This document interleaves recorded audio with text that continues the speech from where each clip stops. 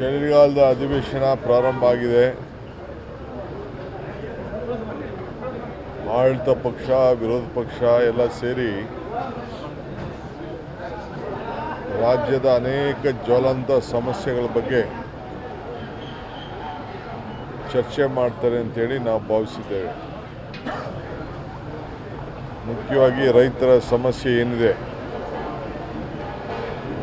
ಅದಕ್ಕೆ ಇನ್ನು ಕೇಂದ್ರ ಸರ್ಕಾರ ಯಾಕೆ ಪ್ರೋತ್ಸಾಹ ಕೊಡ್ತಾ ಇಲ್ಲ, ಭಾಗಿಯಾಗ್ತಾ ಇಲ್ಲ,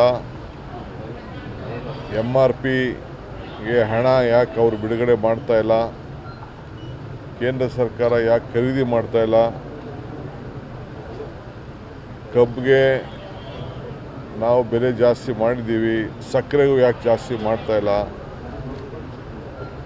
ಇವೆಲ್ಲ ಕೂಡ ವಿರೋಧ ಪಾರ್ಟಿಯವರು ಚರ್ಚೆ ಮಾಡಬೇಕು, ಕೇಂದ್ರ ಸರ್ಕಾರದ ಮೇಲೆ ಒತ್ತಾಯ ಮಾಡಬೇಕು ಅನ್ನೋದು ನಮ್ಮೆಲ್ಲರ ಅಭಿಲಾಷೆ ಕೂಡ ಇದೆ. ವಿಶೇಷವಾಗಿ ಕಿತ್ತೂರು ಕರ್ನಾಟಕ, ಕಲ್ಯಾಣ ಕರ್ನಾಟಕ ಇಲ್ಲಿ ಏನೇನಾಗಬೇಕು ಅನ್ನೋದು ಕೇಂದ್ರ ಸರ್ಕಾರದ ಬಾಕಿ ಹಣ ಬಿಡುಗಡೆಗೆ ಒತ್ತಾಯ ಮಾಡಬೇಕು, ರೆಸಲ್ಯೂಷನ್ಗಳು ಮಾಡಿಸ್ಬೇಕು, ಅವರೇ ಮಂಡಿಸಬೇಕು ಅನ್ನೋದು ಕೂಡ ನಮ್ಮ ಆಶಯ ಇದೆ. ಈ ನಿಟ್ಟಿನಲ್ಲಿ ಈ ಅಸೆಂಬ್ಲಿ ಸೆಷನ್ ನಡೀತದೆ ಅಂತೇಳಿ ನಾವು ಭಾವಿಸ್ಕೊಂಡಿದ್ದೇವೆ. ಯಾಕೆ ರೈತ ವಿರೋಧಿ ಕಾಂಗ್ರೆಸ್ ಸರ್ಕಾರ ಅಂತ ಹೇಳಿ ಅಲ್ಲಪ್ಪ, ನಾವು ರೈತರ ಪರವಾಗಿ ತೆಗೆದುಕೊಂಡಂಥ ತೀರ್ಮಾನ ಇದೆಯಲ್ಲ,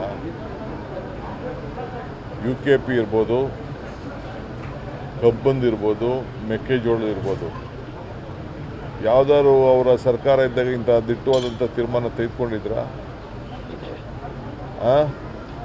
ಮೆಕ್ಕೆಜೋಳ ಇಂಥವ್ರು ಇಷ್ಟು ಖರೀದಿ ಮಾಡಬೇಕು ಅಂತೇಳಿ ತೀರ್ಮಾನ ತೆಗೆದುಕೊಂಡು ಕಬ್ಬದಕ್ಕೆ ಫ್ಯಾಕ್ಟ್ರಿಯವರೆಲ್ಲ ಬಡ್ಕೋತಾ ಇದ್ದಾರೆ.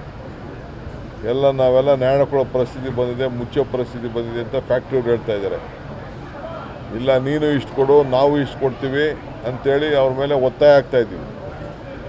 ಇದು MRP ಬೆಲೆ ಫಿಕ್ಸ್ ಮಾಡೋರು ಯಾರು? ಕೇಂದ್ರ ಸರ್ಕಾರದ್ದು.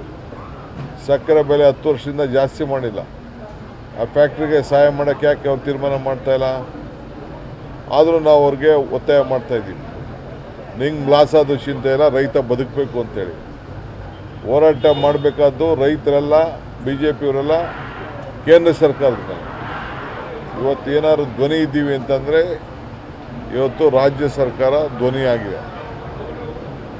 ಇದು ಬರೀ ಪಾಪ ಅವ್ರಿಗೆ ಏನು ಇಲ್ವಲ್ಲ, ಅವ್ರಿಗೆ ಮಾತಾಡೋಕ್ಕೆ, ಅದಕ್ಕೆ ಅವ್ರು ಮಾತಾಡ್ತಾ ಇದ್ದಾರೆ.